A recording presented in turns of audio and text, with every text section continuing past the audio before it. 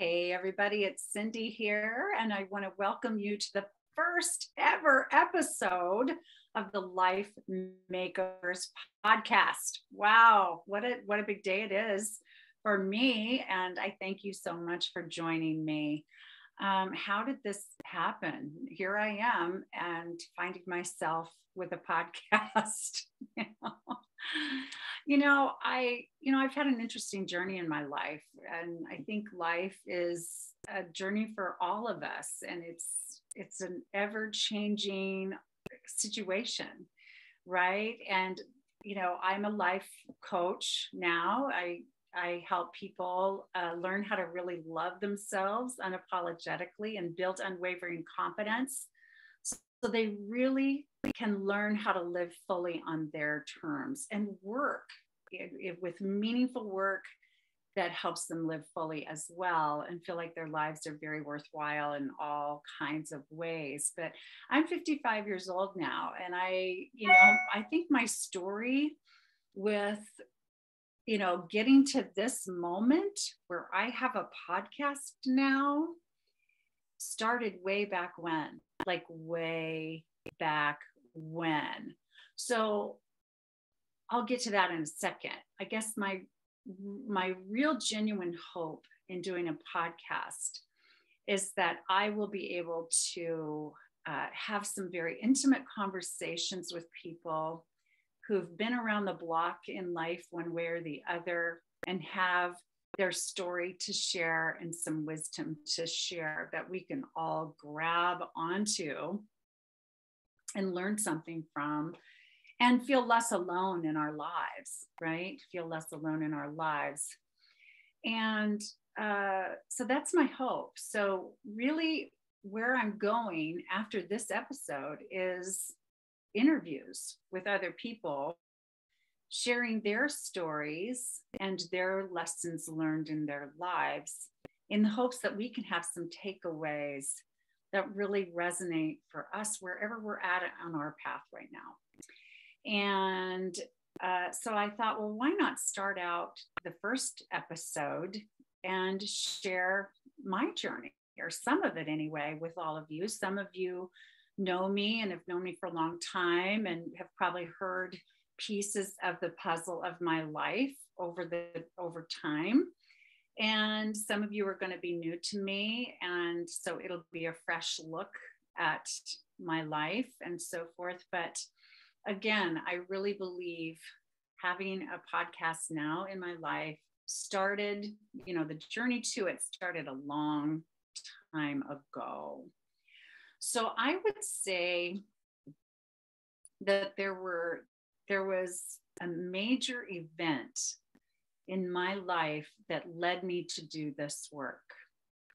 And that was when I was 13 years old. I was about 13 and a half years old. And I was in 8th grade, living in a small town in Iowa.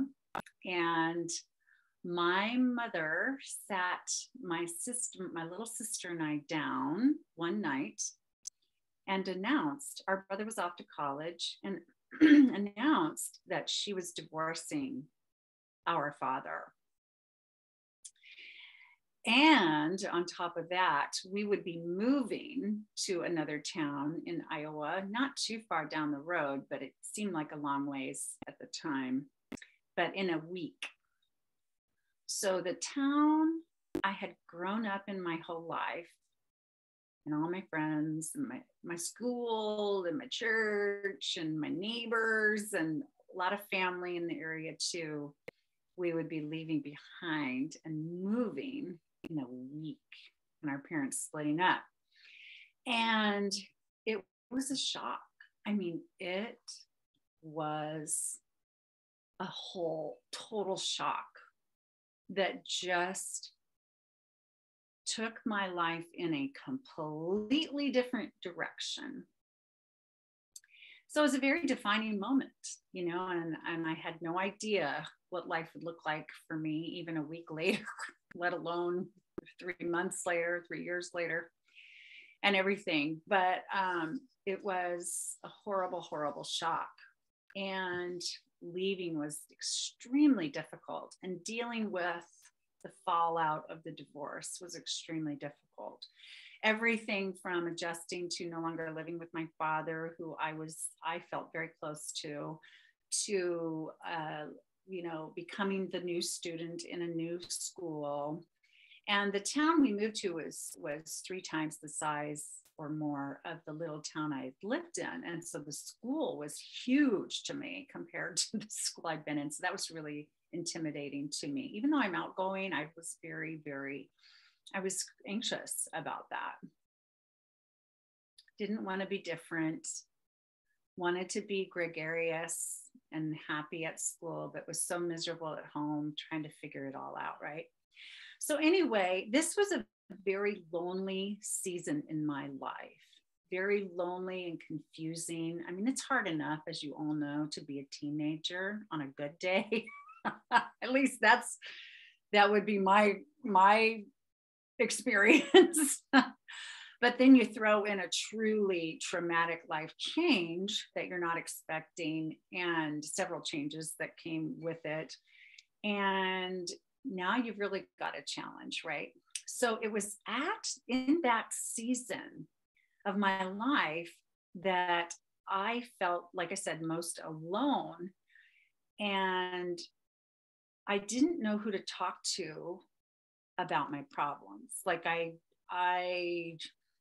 didn't know anyone in the new town. So no trust was built or being built at that time. The 2 people who were, my parents, who, they were both going through so much in their own lives. They really were not emotionally available to give me a lot of support, emotional support in that time, because they were going through their own stuff, that was so traumatic and difficult for them, and all the changes they were both adjusting to. And, it wasn't like it is now. I didn't have a cell phone. Nobody had a cell phone. We didn't have email. We didn't have ways to communicate with people far away other than long distance phone calls, which I could not make, wasn't allowed to make, and didn't have any money myself to make, and snail mail, writing letters. And so my grandparents, who weren't far away geographically, but at that time I could not drive. I wasn't old enough. And like I said, I couldn't make long distance phone calls and like that. So there just wasn't anyone to talk to. And I didn't know what to do with all that I was feeling. Well, turns out the high school counselor became a good resource for me. But one of the decisions I made about my life during the stretch of a couple of years that were pretty challenging emotionally for me was that I didn't want anybody to ever feel alone, and not that they didn't have anyone to talk to in their lives. And so that's why I knew in high school, I am going to become a counselor. I'm going to become someone who listens to people and helps them process their problems. And so I did just that. I went on to college, got a bachelor in psychology, and then I went on and got a master's in mental health counseling, followed by getting licensed as a mental health counselor. And I worked as a counselor therapist for many, many years in different settings, and did have some private clients on the side and so forth. But I was a grief counselor for a long stretch. I was a family counselor. I was a play therapist. And then I was an executive director of a nonprofit counseling center for a long time, and had a whole clientele, of my own as well, besides being the administrator. And it's just been an absolute honor and joy to be allowed into people's private lives, and to listen and to support and to learn the skills and have the training to help them move from where they are in their lives to where they want to be, and to really heal the traumas, manage the grief, navigate the relationships, find out who they are, and all of those things. Well, then way many years into my counseling career, way back in 2005, I heard of the profession of coaching. And I was like, what? I thought coaches were like athletic coaches, like the football coach, the basketball coach, the wrestling coach.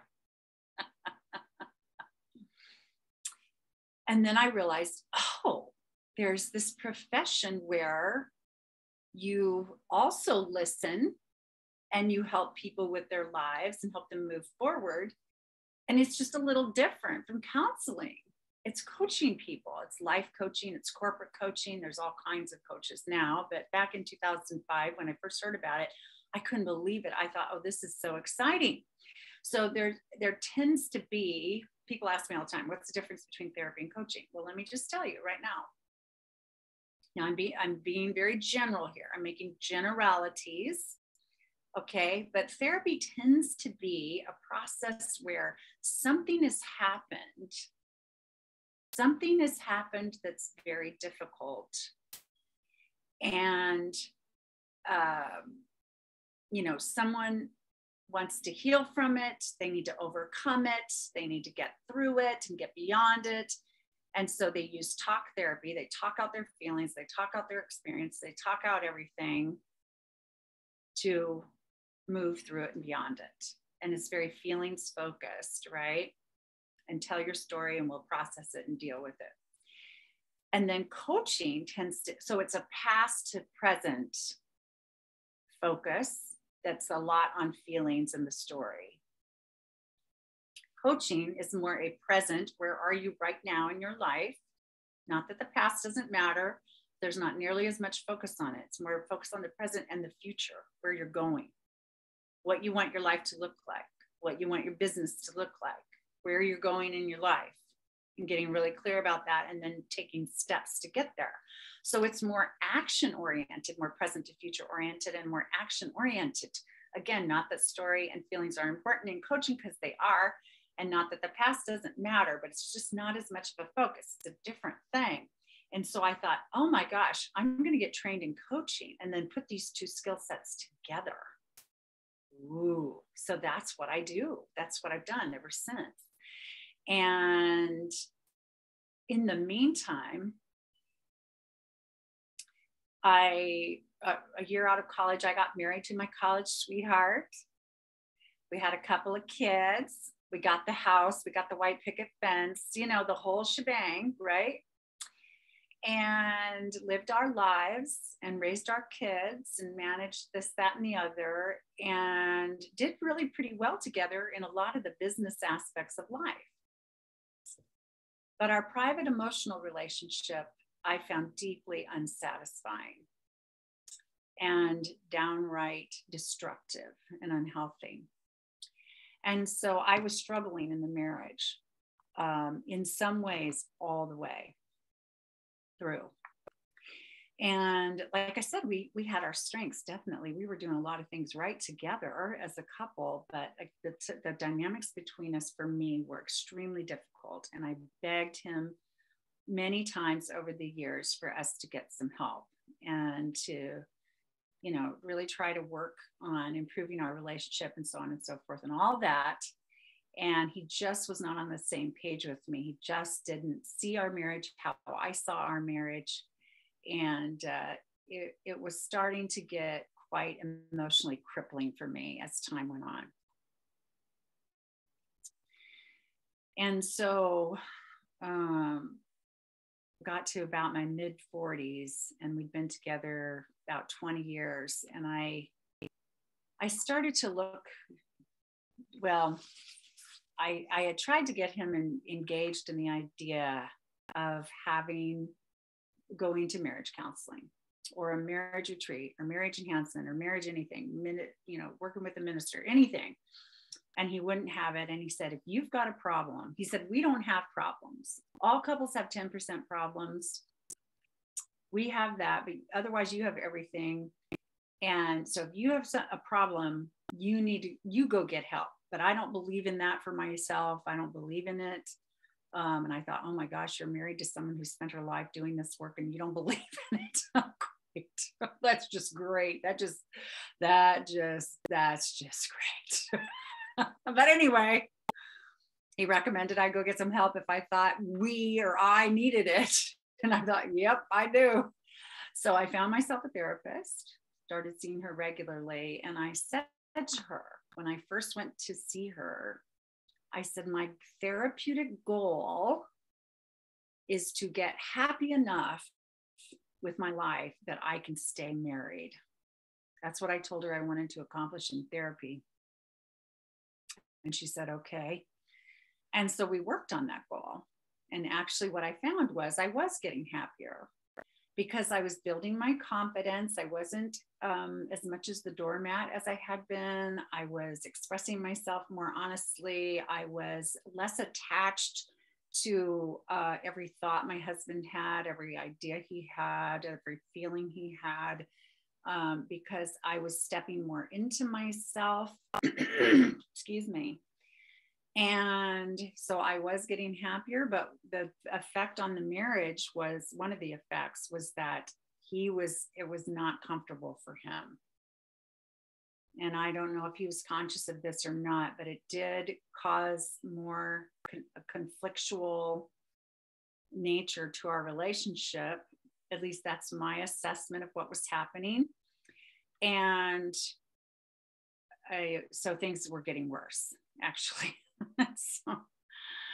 But I was getting happier which was really important, because I'll tell you what, as you know, I'm sure most of you know what it's like to put someone else above you or something else above you, or put yourself on the lower end of the to-do list, or always thinking you've got to try to accommodate other people that you love, people please, or try to avoid conflict by adjusting to their perspective, their needs, their this, their that. And that's what I had become a master at in my life. I'm sorry to say, actually, I made life all about the kids, whatever would keep him, keep him from getting angry. I accommodated the church, the school, said yes to everything people wanted me to do. I mean, please do not model me in that way, because it was just overwhelming. And so what was happening sincerely on a bigger level was I was disappearing in my own life, because I was just responding to everything outside of myself instead of going within and really hearing what I needed. And so when I got into therapy and I started really thinking about what I needed and then started working to create it, it made other people unhappy. So if I wouldn't have done that, what I was seeing in myself was I was spiraling down slowly. It was like a cancer, not the physical kind of cancer, but it was like a long-term, a chronic condition where I was getting worse and worse and worse and worse and worse and worse. And it was going to take me completely down if I didn't find some other way to do my life. And so eventually, after a lot of therapy, I started shifting in my mind and in my heart to, oh my gosh, can I keep going down this path in this marriage?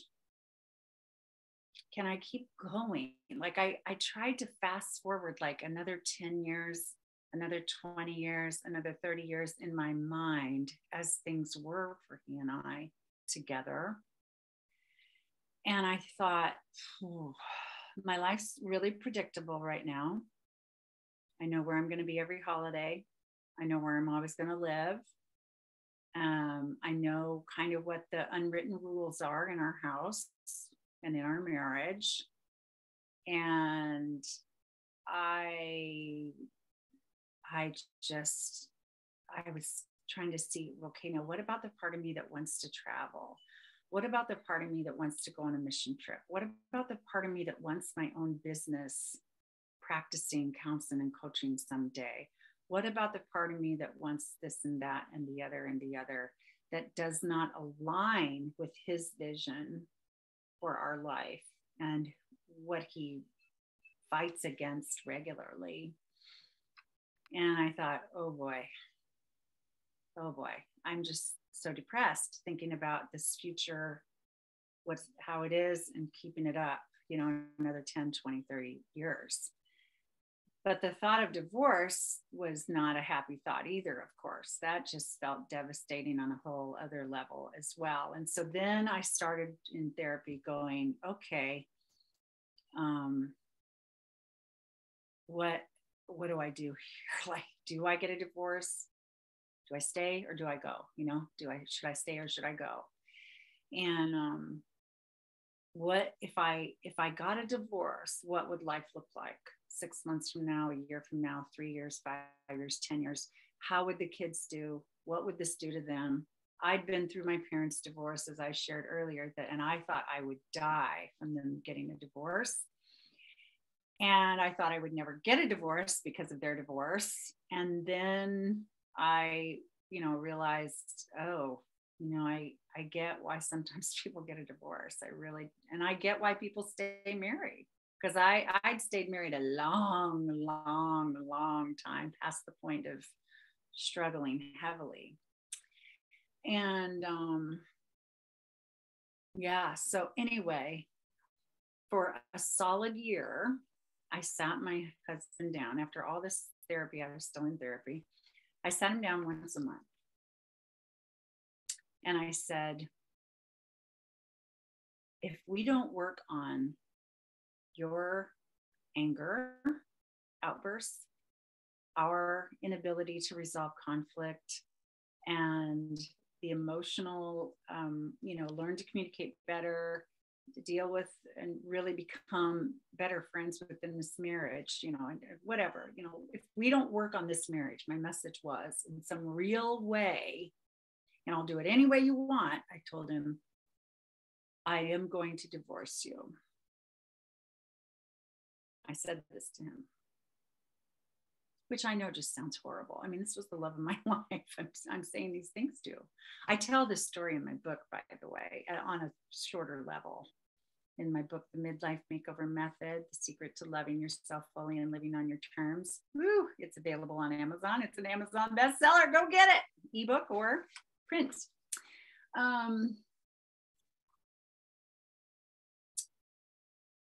And his response was, why are you trying to cause us trouble, Cindy? Why?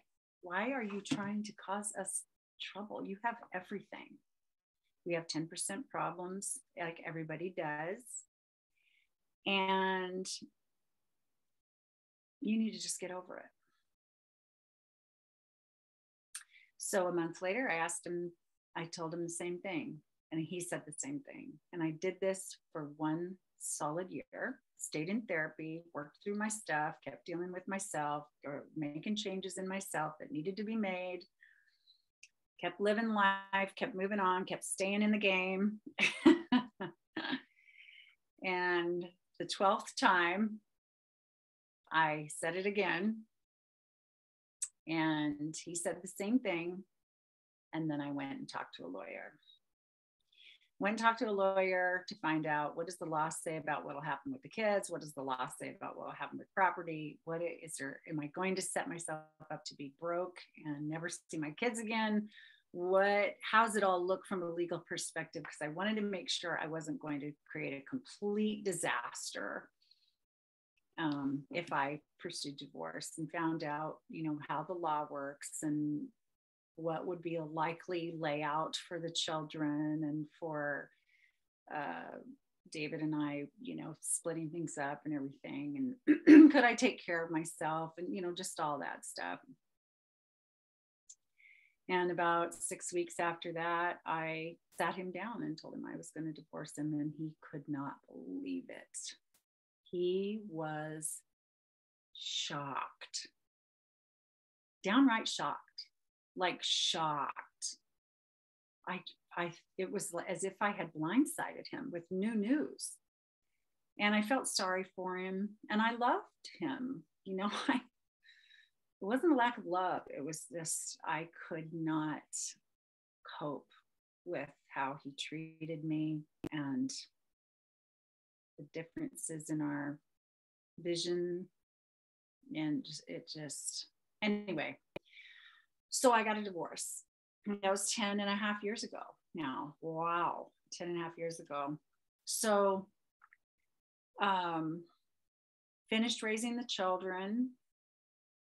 I moved them just a couple miles down the road from their dad. So we had a very active, both of us very active in their lives, still are, and kept my job there in the small town I lived in Kansas. And then when the children both were gone off to live their young adult lives in their way, and the empty nest was the next transition, as many of you are going through or have gone through as well, which is a whole nother ball game, right? I knew it was time for me to leave the counseling center I'd been running for 8 years and go.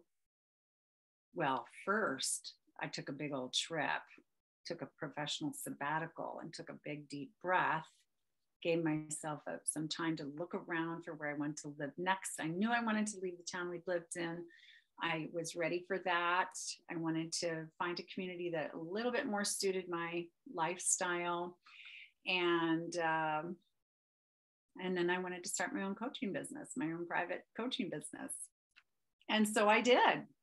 That's what I did. I traveled for a year, on and off for a year, decided to settle in Lawrence, Kansas, where I now live. I've lived for 6 years, this right now. I moved in the fall of 2016. And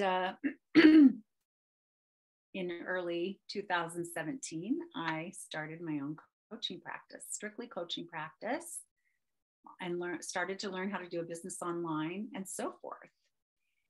And so you see how the trajectory of my life kept leading up to today. I have a podcast because for the last 5 plus years, I have been developing coaching programs, group programs, private programs, corporate coaching programs for people in transition in midlife.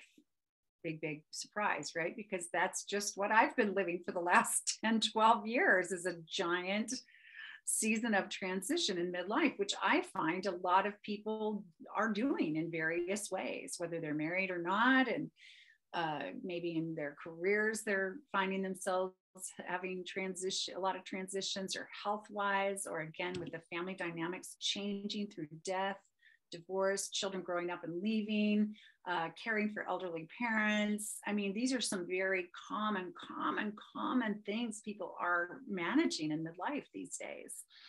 And so, I have a story, that's my story. And last year, over time, my business has evolved. I had a Facebook group for a long time, a free Facebook group for 4 years, and ended up with about 7,000 women in that, and taught in there regularly about building confidence as women, loving ourselves. And the concept which I really believe, that when we take care of ourselves, it's really what's best for us is going to be best for everybody around us. Because here's the thing, and I talk about the ripple effect in my book too, which is what I'm talking about right now, the ripple effect of taking care of ourselves, loving ourselves, and building our confidence.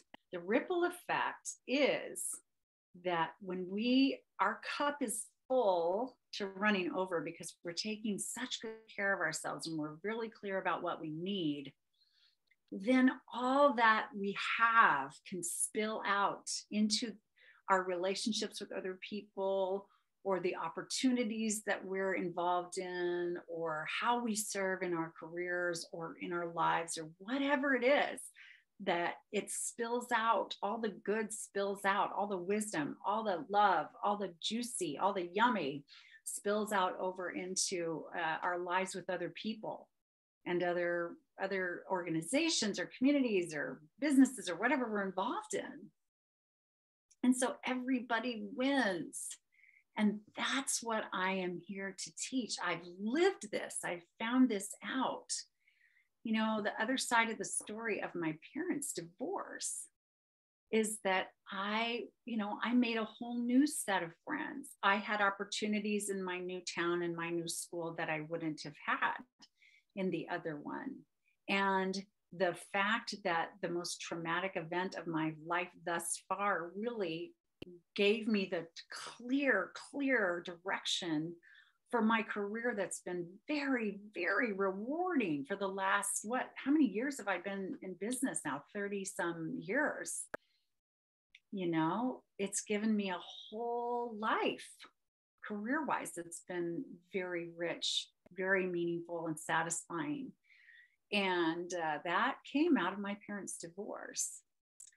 And so I could tell you all day long about the good that came out of that, which was so awful. If you would have told me that night that our mother was telling us she was leaving our dad, I wouldn't have believed you. I wouldn't have believed you at all. Probably would have laughed or been angry with you. But I'm here to tell you that it's true. And fast forward to my divorce 10 years ago, you know, I'm sure if you sat down my ex-husband, and I know if you sat down me, and maybe our kids too, and said, hey, what good has come from, has anything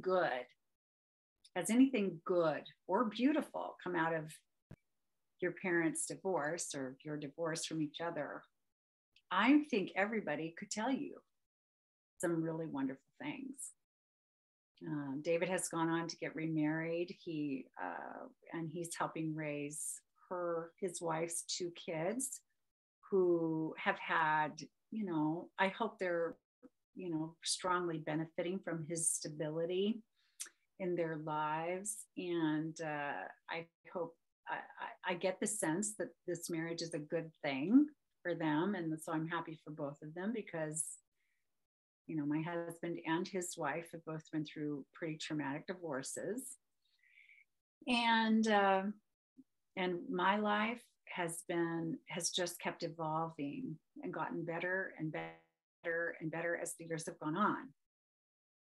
So I'm more grateful than I can tell you that I have found joy on the other side of one of the most stressful life events that you can experience. I'm working my business how I want to work my business. I'm a home-based online business, and I love it. I love connecting with all of you this way. I am in a very healthy, loving relationship with a man that means so much to me. I've been with him for 5.5 years, and we are currently engaged to be married. So I'm approaching that second marriage. And that's so exciting and wonderful to feel and to know that, you know, this is the kind of relationship that I always knew I was capable of creating. I really felt like I was. And for some reason with my own husband, I just could not create it, you know?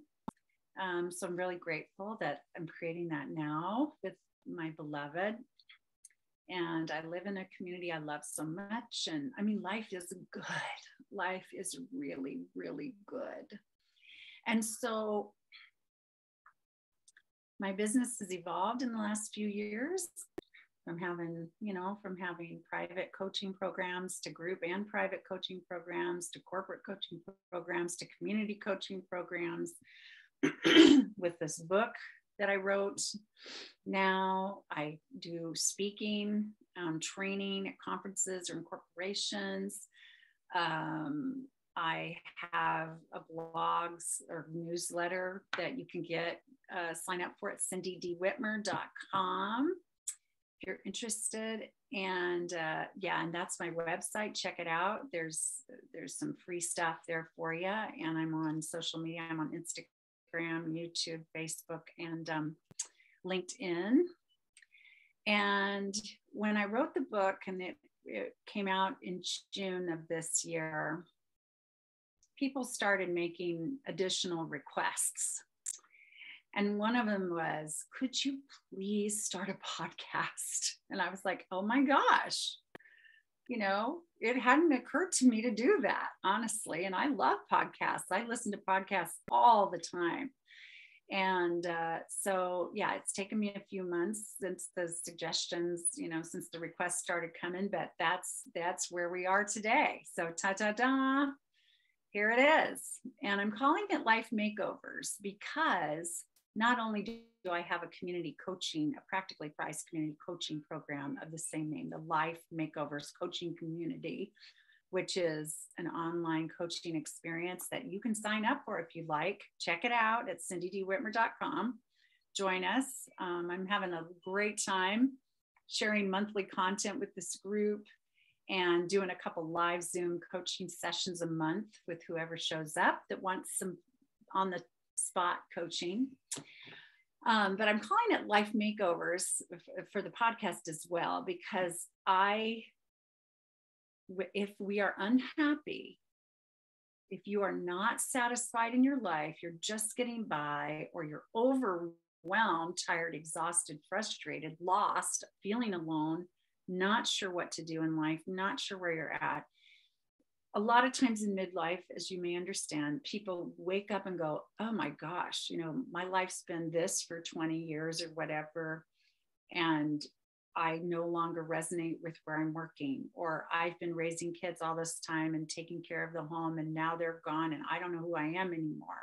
Or we've been married so dang long, we're like roommates and have nothing left to say to each other. Or, oh, now I'm caregiving for my parents and I'm so stretched so thin. Where is the little corner for me in the world? Or I am not satisfied. I'm bored. I hear it all. And a lot of people even tell me that now that they're in their 40s or their 50s or their 60s, that it's too late for them. They actually think life might be over. It's too late for them to change. It's too late for them to try something new. It's too late for this, that, or the other. And so this season of life we call midlife, and it's often tagged as a midlife crisis.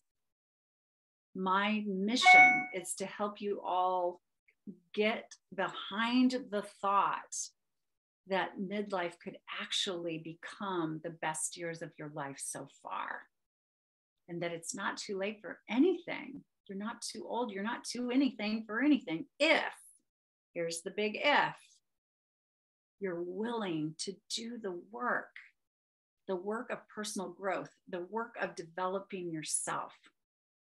And that's what I'm doing. I help people make over their lives, or whatever aspect of their lives that they want change. It could be your finances. It could be your careers. It could be your relationships. It could be just how you feel about yourself alone, your relationship with yourself, your bodies, your approach to health and aging, all of it. It's a makeover from the inside out. Often our response to a midlife crisis or a season of unhappiness or dissatisfaction is to fix everything on the outside. Get the new house, or redecorate the room, or get the surgery to make you look better on the outside, or, go buy yourself stuff, or, go win an award doing something, or, dive into overworking so you can chase that satisfaction or professional accolades or whatever.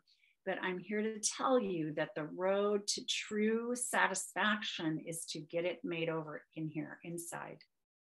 The work is on the inside first. The makeover is from the inside out. Change your mindset. Work on your feelings.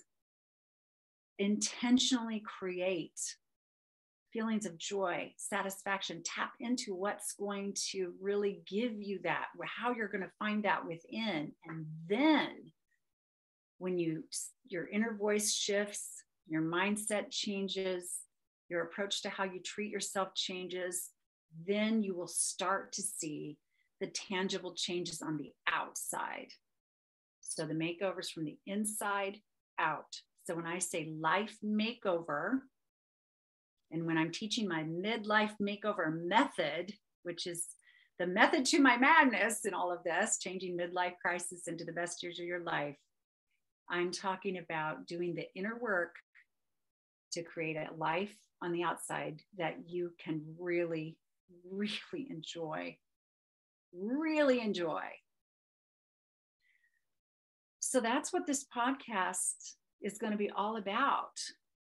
I'm going to have conversations with other people about their journey with all of this. And we're going to talk about the pretty of it, and we're going to talk about the ugly of it. And we're going to get down to the guts of it so we understand, what did this person do, or how did this person approach this in a way that's meaningful to me in my life. Every time you listen to one of my podcast episodes, I want you to hear something that moves you. I want you to experience something that shifts your perspective, so that if you are really feeling an urgency inside you to change something, if you know something's off for you, if you know you need to approach life in a different way, that you can come here safely to this podcast and join me in the conversation about real life, about real stories of real people who have gone from A to B to C to D to E to get where they really, really want to go. We're going to find takeaways in every episode, and I will sum those up in a shorter episode each week. So we'll have the longer interview episode that'll tend to be 45 minutes to an hour, kind of like this first episode with me. And then I'll follow it up a couple days later with an episode where I, just quickly share some of the takeaways. That'll be a 5 to 10 minute episode. So you can expect the interview episodes to drop on Wednesdays starting, in November, and the takeaway episodes probably on Friday mornings that follow each interview. So that's the grand plan as it stands right now. And who knows, I hope you will subscribe to this podcast. Feel free to follow me on Instagram at the Midlife Makeover Coach. Look for me on Facebook in the Inspiration Center. That's the name of my business. And Cindy D. Whitmer on YouTube and LinkedIn.